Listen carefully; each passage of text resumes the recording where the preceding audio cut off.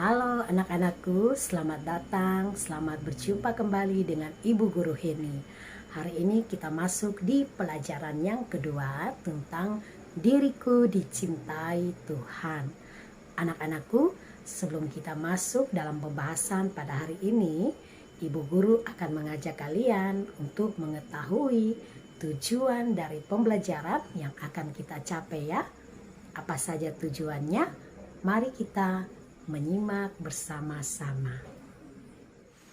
Tujuan dari pembelajaran kita yang pertama adalah kita harus mampu menyadari bahwa Yesus mencintai semua anak-anak termasuk diri kita sendiri.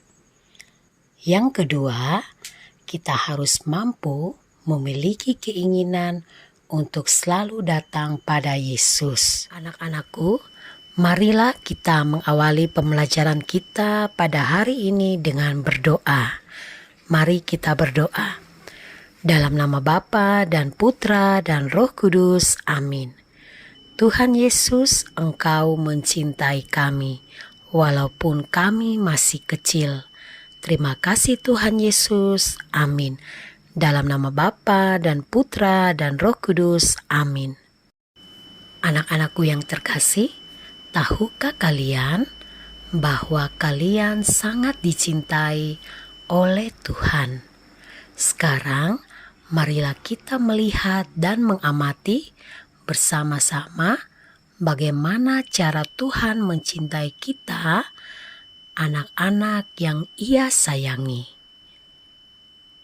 Yang pertama, kita melihat cara Tuhan mencintai kita melalui orang tua kita masing-masing. Tuhan memberi kita kedua orang tua, yaitu mama dan papa yang baik untuk mendidik, memelihara, mendampingi kita, dan menafkahi kita. Cara Tuhan mencintai kita yang kedua adalah dengan diberinya guru yang baik untuk mendidik kita agar kita bisa menjadi pintar. Oleh karena itu, anak-anak tetap harus rajin belajar dan selalu mengerjakan tugas-tugas yang diberikan oleh Bapak dan Ibu guru ya. Ketiga, Tuhan mencintai kita dengan diberinya saudara yang baik untuk menemani kita setiap hari. Dan keempat, Tuhan mencintai kita dengan memberi kita teman yang baik agar kita dapat bermain bersama. Nah, anak-anak, itulah cara Tuhan mencintai kita, anak-anak, dengan memberinya orang tua, guru, saudara, serta teman-teman yang baik. Nah, anak-anak, mari kita sama-sama melihat cerita kitab suci yang diambil dari Injil Matius bab 19 ayat 13 sampai 15.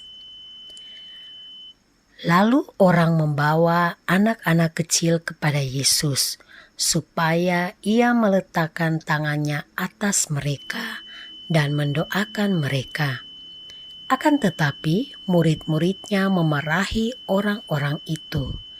Tetapi Yesus berkata, "Biarkanlah anak-anak itu, jangan menghalang-halangi mereka datang kepadaku, sebab orang-orang yang seperti itulah yang empunya kerajaan surga."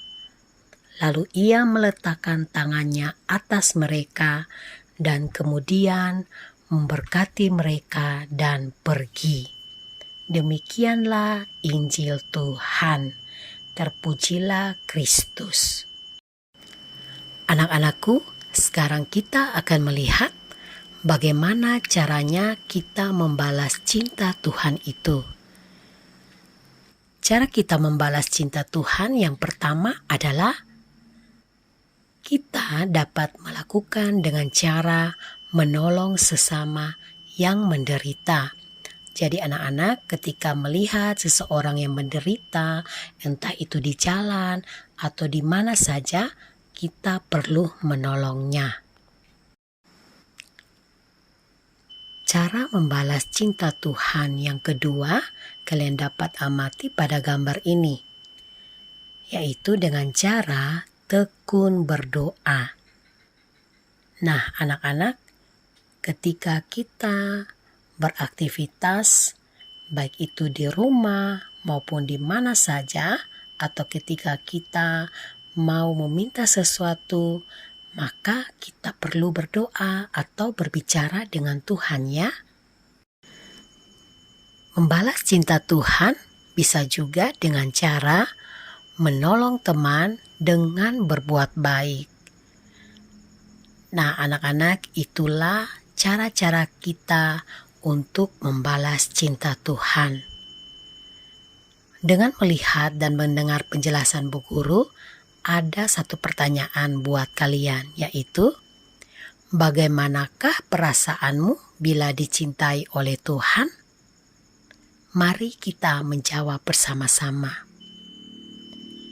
Tentu yang pasti ketika kita dicintai oleh Tuhan, pasti kita merasa bahagia dan bersyukur ya. Sekarang marilah kita mendalami teks kitab suci tersebut. Anak-anak, mari kita mengamati bersama-sama gambar berikut ini. Pada gambar tersebut terlihat bahwa anak-anak begitu disayang oleh Tuhan Yesus. Nah, dalam bacaan kitab suci juga kita pernah dengar bahwa Tuhan berkata, "Biarkanlah anak-anak datang kepadaku." Jika anak-anak mengamati gambar ini, anak-anak dapat menemukan ada perbedaan pada anak-anak yang sedang bersama dengan Tuhan Yesus.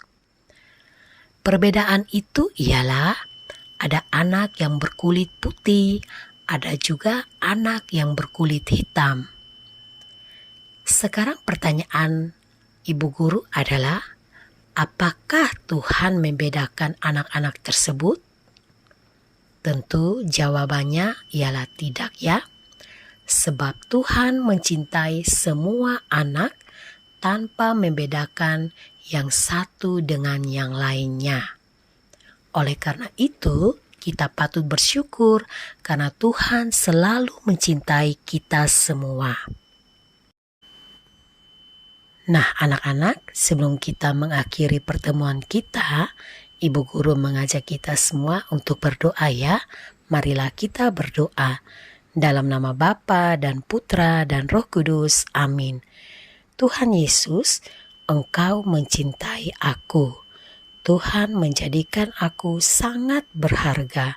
Terima kasih Tuhan Yesus. Amin. Dalam nama Bapa dan Putra dan Roh Kudus. Amin. Nah, anak-anak, demikianlah pembahasan kita pada hari ini. Semoga apa yang Ibu Guru jelaskan kalian dapat mengerti dan memahami serta dapat melakukan dalam kehidupan kalian sehari-hari ya. Tetap semangat dan sampai berjumpa di pertemuan yang berikut. Salam.